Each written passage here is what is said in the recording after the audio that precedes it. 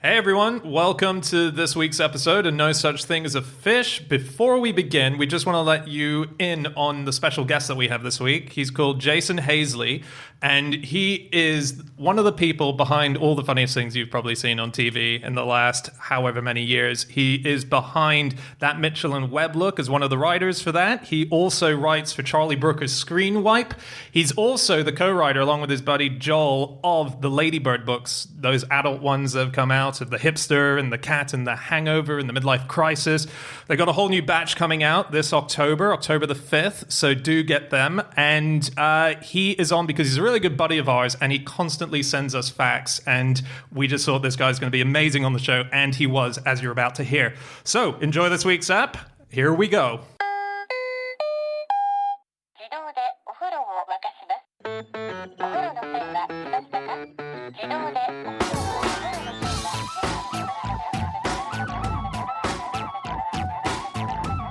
Hello and welcome to another episode of No Such Thing as a Fish, a weekly podcast coming to you from the QI offices in Covent Garden. My name is Dan Schreiber. I am sitting here with Anna Jasinski, Andrew Hunter-Murray, and Jason Hazeley. And once again, we have gathered around the microphones with our 4 favorite facts from the last 7 days. And in no particular order, here we go. Starting with you, Jason. My fact is, the curator of the British Lawnmower Museum is allergic to grass.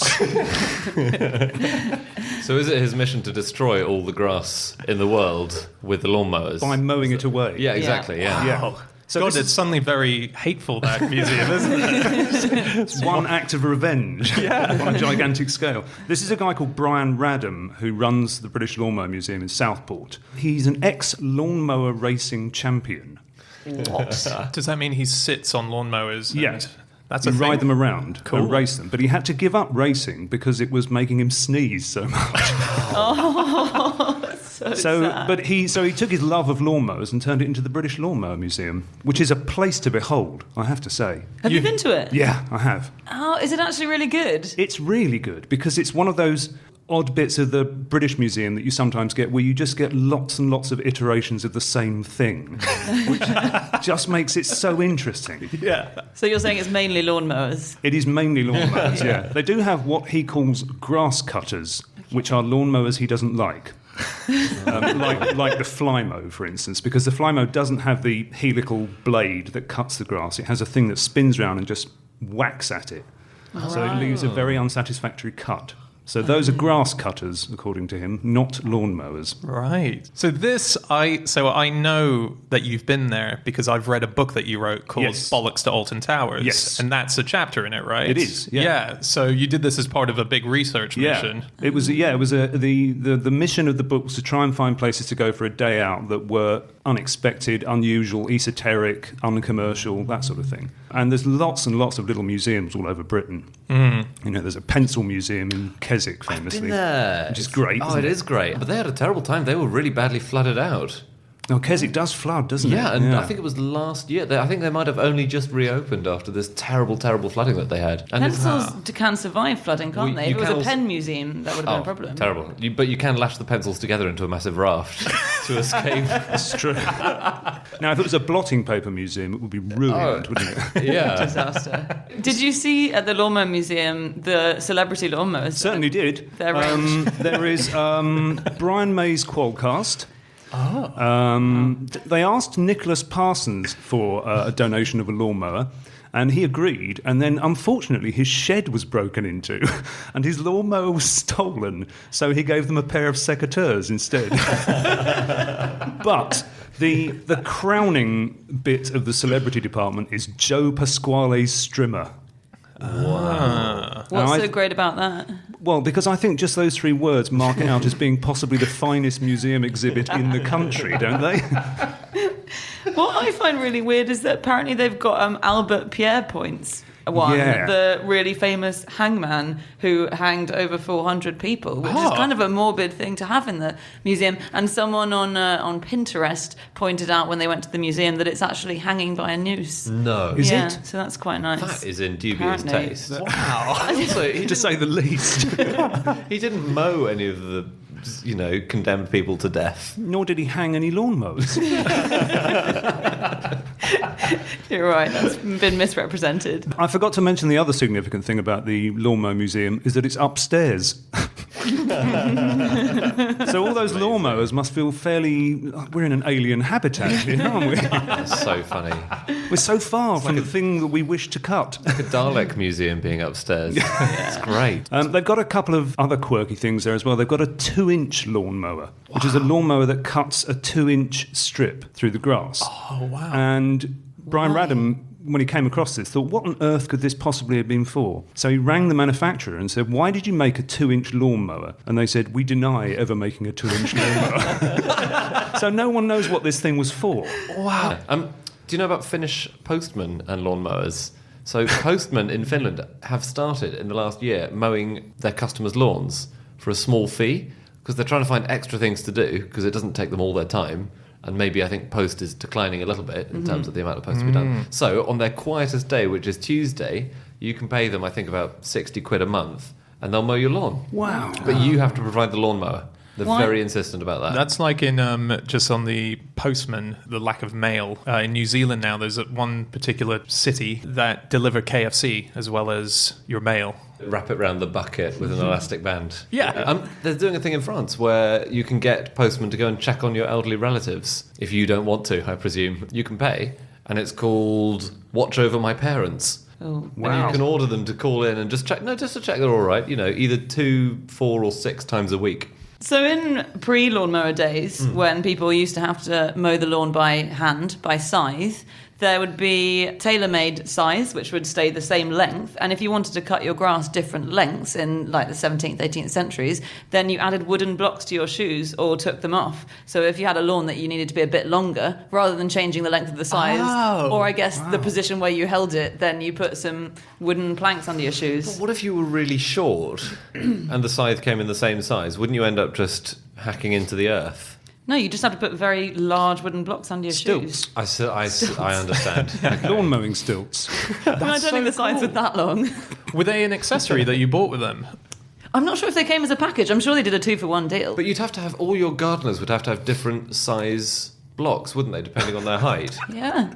And if there's probably an amusing mix-up where 2 of the gardeners got the wrong blocks on, and then one bit of lawn was uneven. Yeah, that was comedy sketches in the 18th century. Were all about incorrectly mown grass.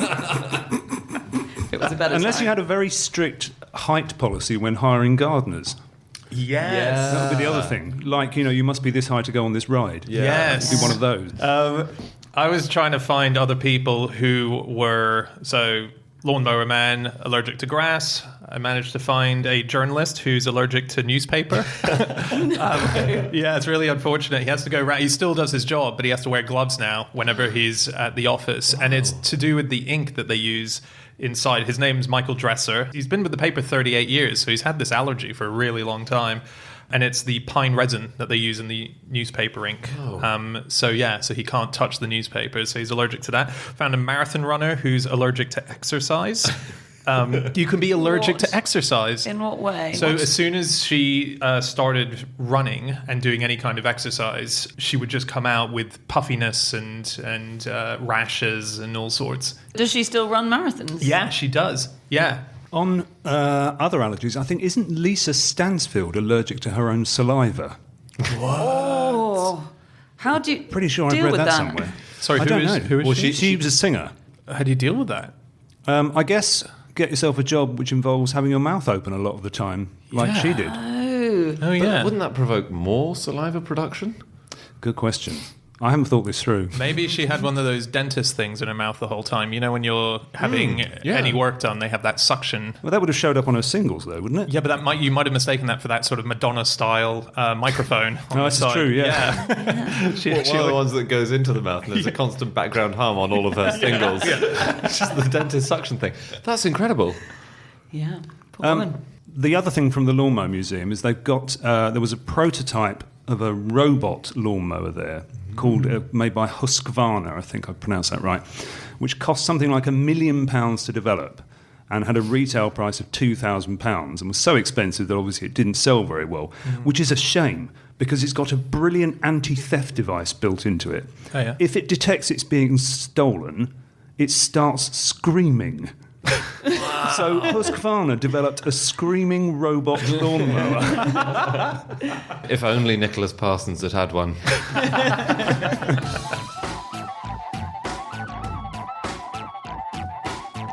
Okay, it's time for fact number 2, and that is Jasinski. My fact this week is that Jimmy Carter once gave a speech in Poland where he accidentally announced he wanted to have sex with all Polish people. So when he said we never fired a bullet, was he just talking about sexual frustration then? It was his first trip abroad as president. It was in 1977. And he had this translator called Stephen Seymour. And he was a good translator, but Polish was his fourth language. And he was having to translate into Polish. And usually a translator's translating from the language into English, if they're your translator. But Jimmy Carter asked him to translate his speech into Polish for the Polish people, and he translated the phrase, I want to get to know the Polish people better, as I want to have sex with the Polish, or I want to have carnal sexual knowledge of the Polish people. So that's what he did, and he made all these other mistakes in this speech as well. For instance, he opened it by trying to say, I left the US just this morning to come here, and he ended up saying, I left the US never to return. So it sounded like he was moving to Poland. That would be a major league defection coup for the Soviets. It would, wouldn't it? Yeah. I read that another of the reasons was that Seymour, the original translator, was a really good translator of written Polish, but wasn't quite so good at simultaneous spoken translation. I see. So maybe that was something to do with it too. Okay. Yeah. So he should have been writing it down on a big screen Yeah. behind people. Yeah. So my favourite Jimmy Carter mistranslation in one of his speeches is that We've all got one. he's got a greatest hits list. He was in Japan and he was giving a speech, and this is post him being president. When he started the speech with a joke, and halfway through he realised, oh no, this is not going to translate. I'm telling a joke, and the punchline's just going to come out all wrong through translation of this Japanese translator. Yeah. So I'm just going to get this weird, confused silence. But he's like, I'm halfway through. Got to do it. So he delivers the joke, and then the Japanese translator translates, and he gets this massive laugh, humongous laugh. And so afterwards, he went up to the guy and said, "That is incredible that you managed to translate that joke. You must be an incredible translator." And the translator said, no, what I did actually was say, President Carter just told a joke, everyone must laugh. That resulted in this ginormous laugh. What a dude. Oh, is that translator still working? And does he do stand-up gigs in the UK, please? So did you know that Jimmy Carter set up a hotline that you could ring to report people for being too cool? This is true. He was a big environmentalist, Jimmy Carter, who set up the Department of the Environment in the States, and he put solar panels on the roof of the White House. And one of the things he did was that at some point, he passed a law saying that air conditioning in government buildings and businesses couldn't go any lower than 26.7 degrees Celsius, which is 80 Fahrenheit. That is quite hard. It is quite hot, isn't it? And this affected 55 million people who all had a very sweaty time. But he set up a hotline so that you could ring and report people if they turned their aircon lower than that. That's great. And they could be given a $10,000 fine. No. Yeah. Of course, Reagan took the solar panels straight off, didn't he? He did, yeah. When he went to the White House. Wow. Put a slap in the face. He said they were a joke. Jimmy Carter has won 3 Grammys. Has he? Yeah. For what? Spoken word. So all the spoken word of his books that he keeps pumping out. He's written a lot of books, and he's won 3 Grammys, but he's been nominated a lot more times. I think looking through the list of spoken word Grammys, he has been nominated more than anyone else. Really? Yeah. Wow. He lost in 1999 to Christopher Reeve. He lost in 2002 to Quincy Jones. In 2008, he lost to Obama. But he was up against Obama, as was Bill Clinton. So 3 of the nominees were presidents of the United States of America at the Grammys. That was the big presidential race of 2008, wasn't it? That was the one I was watching. Yeah. Then he lost in 2010 to Michael J. Fox. Then he lost in 2015 to Joan Rivers. But then he won in 2016. That feels like a pity win. After all that effort, that feels like... Yeah, exactly. Oh, God, yeah. Just give it to him, he'll go away. I love Jimmy Carter. Do you? He's just the best guy. He's just the most principled, moral guy. So he's the only president who doesn't really take speaking fees. And any speaking fee he has ever taken, which is always minimal, goes to charity. Do you think he stopped taking them because he keeps making such massive gaffes in every single one, insulting the audience by accident via translation? Always just coming on to whoever's listening. He still gives... I was listening to a podcast, which is really good. It's the Washington Post presidential podcast, and they did about an hour on every president. So it followed Jimmy Carter from start to finish. That's you've got quite esoteric tastes. An hour? We've had 45 now. I mean, I haven't listened to like Rutherford B. Hayes or anything yet. So I don't know how I'd fare there. But he still gives Sunday school classes, and people come from all over the world to listen. But he's an evangelical, born again Christian, so he just gives religious lessons at Sunday school every week. He's just such a decent guy. Claims to have seen a UFO, hasn't he? Yeah, he's also a bit weird. It's a very famous incident of Jimmy Carter claiming to have seen a UFO. One of the promises he made in his presidential campaign was that he would investigate all extraterrestrial experiences or something, I think. And then when he got into power, he said he couldn't because it was all too secret or something. He's too busy now to go around with his Geiger counter for ectoplasm. He builds houses, doesn't he, as well? Yeah, and amazing furniture. Does he? Really? Come on, how good is the furniture? It sells for... I think I might have mentioned this before, but if I haven't... he builds like beds and chests of drawers. Did you say it sells for a lot of money? Yeah, thousands. Yeah, but how much would it sell for if you sold it under a pseudonym? Which would admittedly be an eccentric thing to do. Yeah, he sent his first text 3 years ago, Jimmy Carter. Oh, well done, Jimmy. Yeah. And his second text, this was the message of his second text he ever sent. I did not mean to send that first text about wanting to have sex with you. I am sorry. I'm still using Seymour to translate all my stuff. Yeah, no, his second text was, that was my first text message. He... was his first text, this is my first text? Has it gone on like that since? Yeah, no, it was to his grandson, and it was, did you see Colbert last night? P. He ends it with P, which I think he's referred to as Papa. But his grandson is on Twitter, so he did a screen grab of it to show. President. It might just be a real ass about it. Yeah. Or patio furniture maker.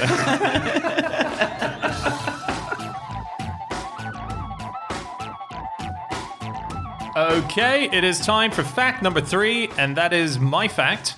My fact this week is that narcissists don't like looking at themselves. Isn't that weird? So this is a new study that's come out of Austria from the University of Graz. And the idea is that they took a pool of around 600 people and surveyed them to see whether or not they were narcissistic. And so out of that, they found 43 people that they selected, 21 who scored really highly as being narcissistic and 22 with lower scores. And they were shown pictures of themselves and close family friends and so on. And their brain activity, which was monitored every time they saw the picture of themselves, when their eyes locked onto themselves, it registered as not enjoying it.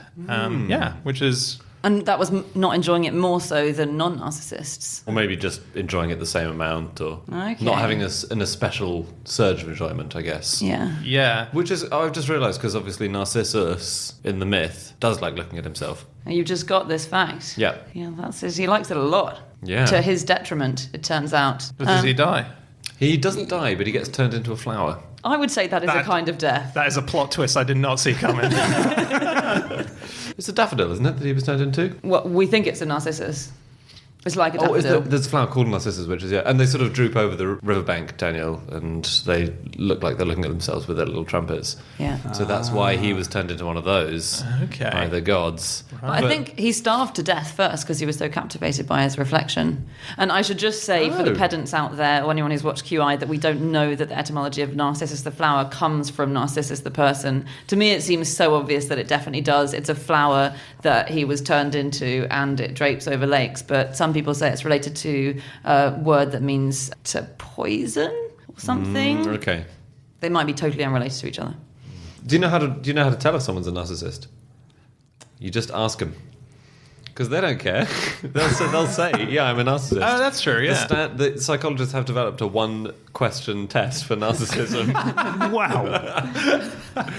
And it's a pretty good one. And then there's a more advanced one, which is a 40-question test, but it replicates pretty closely the one-question test. Do you guys know about the Anaface facial beauty analysis? No. This is a thing you can do. I thought, okay, well, let's do something about looking at yourself. So I went on this website, and it takes a photo of your face, and then it analyses you, and it gives you your facial beauty analysis.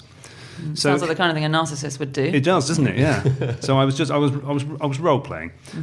So this is how my facial beauty analysis reads. Your nose is too long for your ears. Your inner ocular distance is too big for your eyes.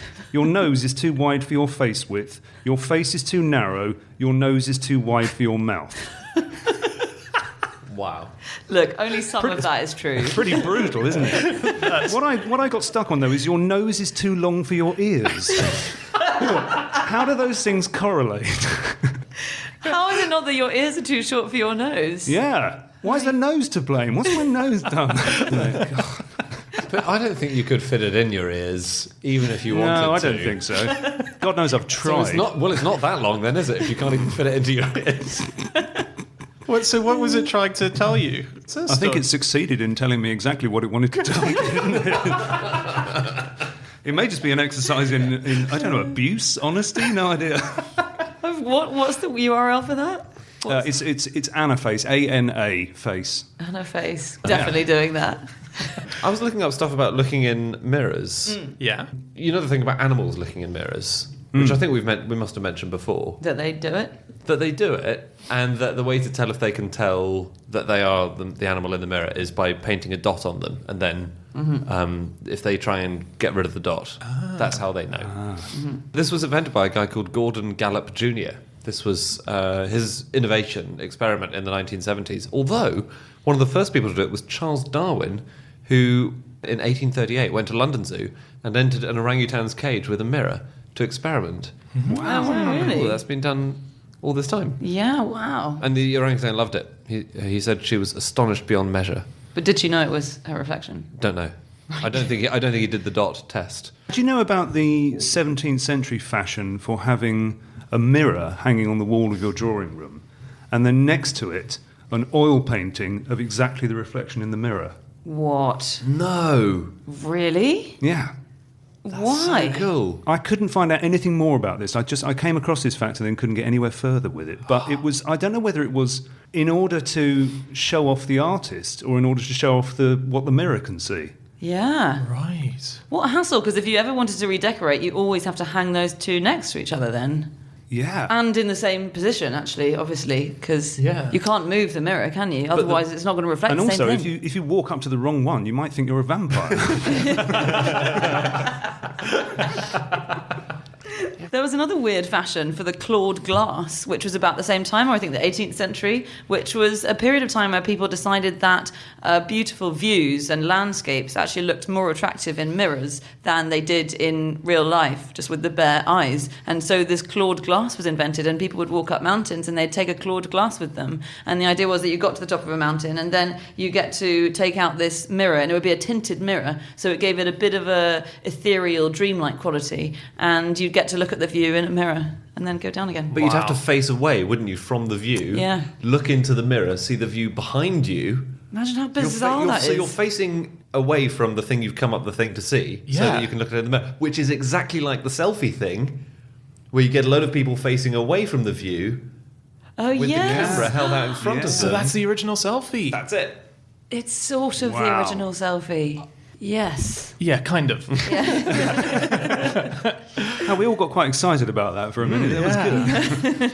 So listen, Narcissus then was, because he was in love with his own reflection, he might not have liked seeing a picture of himself, because that would have been the right way round. Yeah. Ah, yes. Absolutely. Yes. So that's why people tend to much prefer their reflection to pictures, isn't it? Yeah. Because it's the image you're used to seeing is the one in the mirror, but as soon as you see a photo, you think, oh, my face Your is nose wonky. is too long for your ears.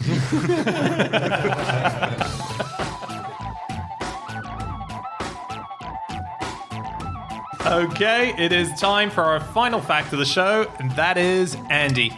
My fact is that clenching one's buttocks is a technique Christie's auctioneers are taught to stop their hands shaking. But it doesn't actually say where they're being told to put their hands while they're clenching their buttocks. Yeah, so this is a piece about extraordinary things that Christie's has found out over the years. It's by Christie's. And one of them was this amazing fact about how the auctioneers calm themselves down. Wow. Is this them holding priceless bits of art, or is this when they're actually conducting? I think when you're conducting an auction, because you're standing at the front in front of everyone, and you're gesturing, so you have to look in control of the situation, I suppose. And so that apparently calms you down. I don't know what the mechanism is, whether simply the focusing on another muscle in your body removes the tension from your hands. Yeah, it must do, right? I guess so. I don't know. I'm trying it now, and I think it makes you a bit more shaky. But so I guess the shaking is because they talk about auctioneers as being a sort of an acting gig almost. You get up on stage and you need to make the audience love you because that's going to make an auction successful. And on Christie's site, they were saying with interviews of various auctioneers that the first 10 seconds is where you need to grab them. Otherwise, you might not have a successful auction, which seems bizarre if you're there to buy things. Do you know what I mean? Like, you're not buying off this guy's credibility. You're buying because there's... But you are. It's so, I mean, I remember going to which is quite similar, what's it called when you go to a charity thing and... Raffle. No, the one that's above a raffle where Bingo? you bid for... Super raffle? One of those things where, like, you donate a holiday or you donate your mansion for a week. Oh, yeah, I've been to loads of things where people have donated their mansion. Where have I been? We mix in different circles. What is it called? It's a charity auction. Yeah, so you know when you go to a charity auction, you inspire people to buy stuff just by being that charming. I remember going to one recently and Clive Anderson was doing the auctioning and people definitely bid on stuff that they would absolutely not have had he not kind of cajoled them a bit here and persuaded them a bit there. I think it makes such a difference because it's in the moment, isn't it? That's what affects you in an auction. Yeah, that's true. I did a gig not too long ago with a Christie's auctioneer, and it was a very rowdy room, and it was a charity night. It was raising money for this new university for brain studies, and he was given a lot of stuff to auction off, and the room was chaotic as you would expect. It was in the V&A. Everyone was just busy on round tables eating. So he had to try and maintain their attention in order to sell all this stuff. And he did this trick. When he felt like he lost the crowd, he went... He made that noise, and every time the crowd would silence, look back to him, and then he'd continue on with the auction. But he did it like 50 times during the night. Were they all ponies? It was an amazing technique. Like, that's how he shut up an entire room. Yeah, one of the things I didn't realise is that auctioneers will keep an eye on each other as well. So one of them, if they feel that, if auctioneer A is up there and he doesn't think he's quite got the room, he's not inspiring them enough, he can nod to auctioneer B who'll come up and take his place and try and raise the temperature of the room. And it works the other way around as well. Auctioneer B can just go up to him and tap him on the shoulder and go, "You've lost him, mate, I'll do it." Wow. No way. Yeah. It's like a tag team. Ouch, imagine if that was true in all performing arts. Imagine, Andy, if you're bombing one night and Dan just comes up behind you, taps you on the shoulder and says, "I'll take it from here, mate." What do you mean, imagine? Remember, I think is the word you're looking for. And they used to, in the old days, have to do mock auctions, the auctioneers at Christie's, before the bosses of the company, to just make sure that their skills were good. Yeah. The bosses would just sit around with a drink, and then the auctioneers would have to do a mock auction. It's all a bit more professional now, so they get voice actors and acting coaches in to teach them about engaging the voice, and maybe also about posture and engaging the audience. I don't know. Well, Christie's does in-house courses if you want to get into it. You do a workshop with one of their... Yeah, Wolverhampton actually has a 2-year degree for auctioneering. What? Yeah, they teach you to auctioneer and to value things as well. But yeah. How much am I paid for this place on the Yorkshire University auction course? £9,000. £9,000 over here. Do I hit 10? So did anybody look up buttock clenching? No. No more than usual. So buttock clenching... You're all aware of the International Penny Chuffing Competition, are you? No. Right. Well, this takes place annually at the New Inn in Wedmore in Somerset, where the contestants have to clench 3 2-pence coins in between the cheeks of their buttocks, then walk, waddle or hop 4 yards across the pub before depositing the coins in a pint glass. Wow. Oh, my God. You get 1 point for every coin you get in the glass. And the last report that I could find from 2015, 3 people scored 9 points. Is that the full... So they manage 3 journeys across the pub. Oh, do you have wow. to? Do you have to pick them up with your buttocks? That isn't indicated. Okay. 'Cause Nor is what happens to the coins afterwards. Whether they go into a particular till. Is it a full pint and do you have to down it once you've finished? No, it's just a pint glass. Oh, that's a shame. That would make the competition more fun, I No, it think. would, wouldn't it? Yeah. Yeah. That is fantastic, though. I don't like to brag. I think I could do that. Well, there's only one way to find out. To Somerset. Here's the other thing, of course, right? If you put yourself in the room there, that's a lot of bum, isn't it? Yes. Now, what happens is apparently they have some sort of modesty blanket that they put around themselves while hopping, waddling, or walking 4 yards across a pub with some money up their arse. Didn't David Suchet, the Poirot actor, he did a lot of butt clenching as well. Did he? Yeah, to get into the role. To get the waddle, right? Yeah. He wanted to be as pert as an auctioneer, didn't he? Yeah. Is it called the Suchet Sachet? No. Have you made that up? Yeah. Well, Trademark. keep it. Trademark it immediately, yeah. Feels like it's not mine to trademark, I don't think, but... Guys, Telegraph headline, David Suchet, I stuck coin in buttocks to walk like Poirot. And also to win this competition at the New Inn in Wedmore. No, he was caught in a pub in Somerset with a modesty blanket around his waist and some money up his arse, and he said, I was doing it for the role.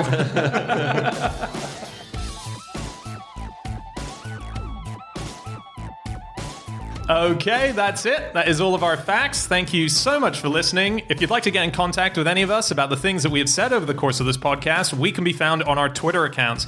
I'm on @Schreiberland, Andy, At Andrew Hunter M. Jason, At Jason Hazeley. and Chazinski. You can email podcast@qi.com. Yep, or you can go to our group account, which is @NoSuchThing, or you can go to our website, nosuchthingasafish.com, where we've got all of our previous episodes. We've also got links to our tour in October and November, and also a link to our book coming out November 2nd, the book of the year.